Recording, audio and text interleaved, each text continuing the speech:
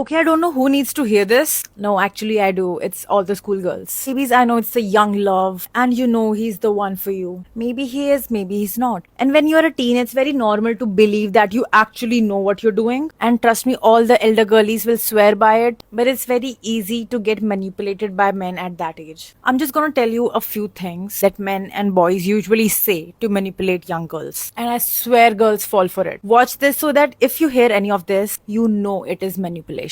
You're not like the other girls. Sounds very cute, but this is an isolating kind of manipulation. If you really loved me, you would. That's a guilt trip. He's trying to make you feel guilty so that you do the things that he wants. Let's keep this between us. He's saying that because he's wrong. He's scared that if people get to know about this, he will be screwed. You look very mature for your age. This is the worst one. Again, this is isolating. He's trying to suggest that you should be doing adult things because you have an adult body. Do not fall for that. Prove your love. Love is not a test. And usually these proofs are him suggesting the dirty deeds. I cannot control myself around you. Babe, he's just trying to blame you. Because if he respected you enough, everything would be in control. But they're also doing it. Flana person is also doing it. Your friend's boyfriend is also doing it. Peer pressure is not love. Just because someone else is doing it doesn't mean that you automatically have to do it. I'll leave if you don't do whatever. Okay, just let him leave. These are some of the things that you might hear. There are surely more. Please comment down if you think I missed something. Also share this with your friends. Share this on your story. Because we have to spread the word. Bye.